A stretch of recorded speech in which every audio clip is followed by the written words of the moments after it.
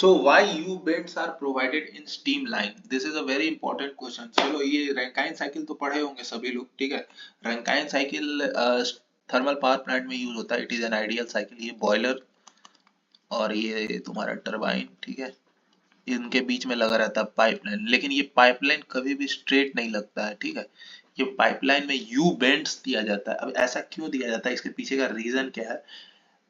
तो इसके पीछे का दो रीजन है। सबसे पहला रीजन ये है कि देखो, ये जब भी स्टीम जो है, स्टीम सुपर हीटेड स्टीम जो बॉयलर से आ रहा है, ये इस पाइपलाइन में जा रहा है और काफी अच्छा डिस्टेंस ट्रेवल करके करना पड़ता है इसको, ठीक है। तो ये इस वॉल से कंटिन्यूअसली रब कर रहा है, तो फ्रिक्शन के कारण इसका एनर्जी लॉस होगा, ठीक है। अल्टीमेटली ये स्टीम भी तो एक तरह का फ्लूइड ही है। तो इस फ्रिक्शन के कारण वॉल के अगेंस्ट ये रब करता हुआ जा रहा है, तो इसका एनर्जी लॉस होगा और ये स्टीम जो है धीरे धीरे कंडेंसेट होने लगेगा वाटर में, ठीक है। वाटर का हल्का हल्का पार्टिकल। हमें तो भाई ये टरबाइन के अंदर जो है ब्लेड्स जो लगे हुए हैं, इसमें वाटर जाना नहीं चाहिए। वाटर जैसे ही जाएगा ये टरबाइन के ब्लेड को डैमेज कर देगा, वाटर जेट मशीनिंग कर देगा। ये ऐसा ही बात है कि तुम जो है अपने बाइक पर जाओ, 100 मीटर पर, सॉरी 60 के स्पीड से जाओ, ठीक है, और खूब तेज बारिश हो रहा है, तो तुम्हारे माथा पे जो छींटा पड़ेगा ना, वो तुमको लगेगा कि बाप रे बाप। और तेज जितना स्पीड करना है कर, 60 से 80 करो, 80 से 90 करो, उतना कस के ये हिट करेगा। वैसा ही कुछ होता है टरबाइन में।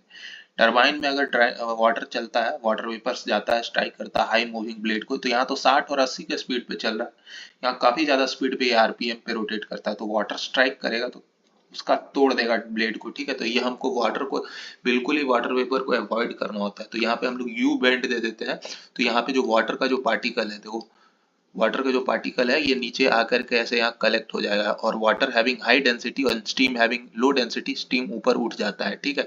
और वाटर यहीं पे कलेक्ट हो जाता है, इसको हम लोग बाहर ड्रेन आउट कर लेते हैं। दूसरा सेकंड रीजन इज कि देखो, ये बॉयलर और टरबाइन के बीच में ये पाइपलाइन अगर फिक्स रहेगा, तो ड्यू टू थर्मल एक्सपेंशन ये वैसा ही केस हो जाएगा स्ट्रेंथ ऑफ मटेरियल वाला। दो एक रिजिड बार है और वो दो फिक्स एंड के बीच में उसको फिक्स है, तो यहाँ पे थर्मल स्ट्रेस इंड्यूस हो जाएगा, ई अल्फा डेल्टा टी जो आता था, ठीक है। थर्मल स्ट्रेस के कारण क्या होगा, ये फ्रैक्चर हो सकता है। तो हम लोग इसको जो है यू बेंड दे देते हैं। यू बेंड देने से क्या होता है, जो ये जो भी एक्सपेंशन है, यहाँ से थोड़ा बहुत ही एक्सपेंशन को ही अलाउ करता है, ठीक है।